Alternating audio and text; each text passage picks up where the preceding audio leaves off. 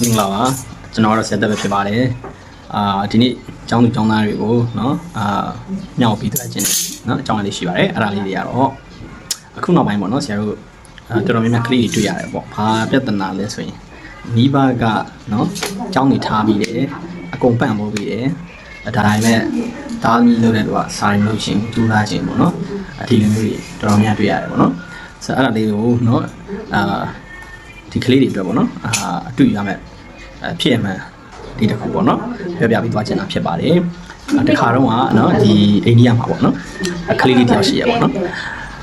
ဒီကလေးလေးရဲ့မိဘတွေကအဖေကဖနက်ချုပ်ပြီးတော့အသက်မွေးဝမ်းကြောင်းပြပါတယ်သူအမေကတော့ဒီပလုံကြီးကောက်တာပေါ့နော်ကောက်ပြီးတော့အသက်မွေးဝမ်းကြောင်းလုပ်ရတယ်သူကဒီမိဘနှစ်ယောက်လုံးကတော့ဘယ်လိုပြောမလဲအလုပ်တွေတေချာကျူးစားလုပ်တယ်ဒါပေမဲ့သူတို့မှာဒ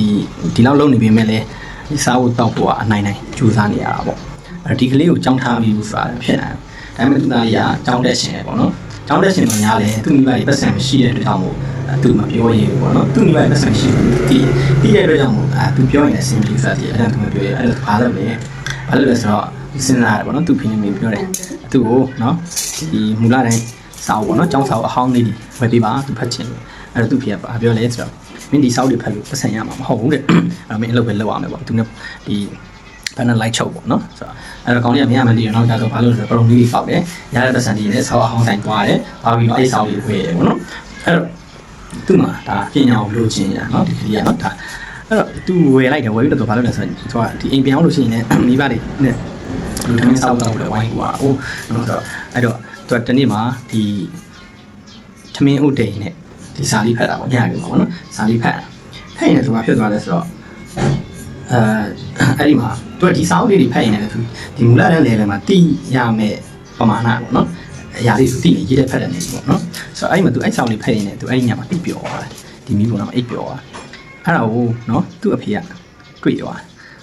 းတွေ့သွားတဲ့အချိန်မှာသူ့ဖေကအဲ့ဒီစာအုပ်လေးအကုန်လုံးဘာလို့ဆိုမိဘရဲ့ထဲပြီးမိရှုပ်လိုက်တယ်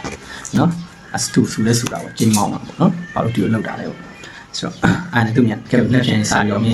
းဖေနဲ့ဖက်ချုပ်ရမယ်ပေါ့နော်ဖက်ချုပ်ရလို့လောက်ရမယ်ဆိုတော့အမလက်ဖြင့်သူ့ဖေနဲ့လိုက်သွားတယ်အဲ့တော့ကောက်ရတော့ဘူးဆိုတော့အဲ့ဒီမှာကလေးကဒီသူ့ဖေနဲ့ဖက်ဝိုင်းချုပ်တယ်ချုပ်ပြီးတော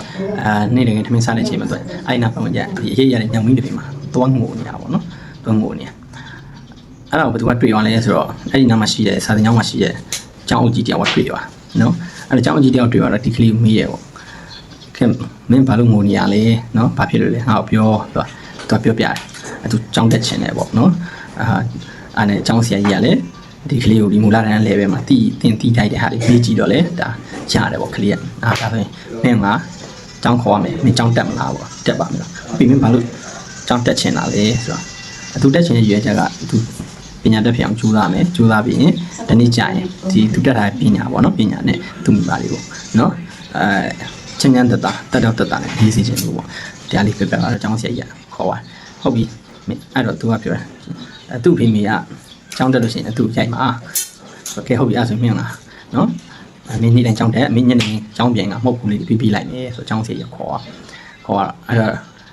့နောက်နေ့စားပြီးကြောင်းတက်မှာပေါ့တက်မယ်ဆိုတော့သူ့မိအဖေတို့ကတာဒီနေ့စားပြီးတော့နော်အလုပ်ကိုတေချာလုပ်တော့မယ်ပရုံလေးကောက်တော့မယ်ပေါ့ဒီလိုပြောပြီးတော့မနက်ခင်းနဲ့ထွက်သွားသူ့ဖေမိတွေလည်းပြောတာပေါ့နော်ငါသားလေးကအလုပ်ကျူးစားလုပ်တော့မယ်ဆိုတော့ရန်ဝမ်းတာသွားအဲ့လိုကနေသူနော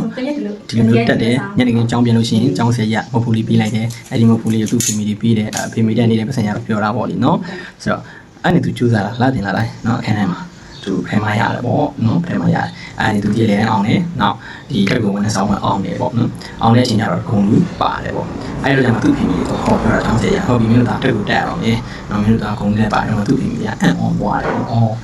့နော်တကယ်အဲ့ဒီမှာအောင်တာသူသားကျူးစားခဲ့တာကိုသိသွားတယ်အဲ့ဒီကြောင့်ဆရာကြီးကဒါသူသားလေးအတွက်ဒီတက်ကိုတက်ဖို့အတွက်သူကထပ်ပြီးတော့ထောက်ပံ့တယ်ပေါ့နော်အဲ့တက်ကနေသူကွန်ပျူတာတက်ကိုတက်တယ်တက်ပြီးတော့အဲ့ဒီမှာအင်ဂျင်နီယာဖြစ်လာတယ်ပေါ့ဖြစ်တယ်သူအဆောက်အဦတစ်ခုတီထွင်တီထွင်ပြီးတော့ဒီကျောင်းဆရာကြီးပြန်အကျောင်းဆရာကြီးကုမ္ပဏီတစ်ခုနဲ့ချိတ်ပြီးတော့ဖျက်လိုက်တော့အဲဒီဆော့ဝယ်ဒေါ်လာ9000ပေးတယ်ပေါ့နောက်အဲဒီကုမ္ပဏီကလည်းအဲဒီကျောင်းသားလေးကိုသူတို့ရဲ့ဒီကုမ္ပဏီမှာ software engineer ဖြစ်ခံလိုက်တယ်ပေါ့အဲဒီနေစားပြီးတော့ဒီသူကသူ့ဖေးမိနေပေါ့နော်ဟာလာ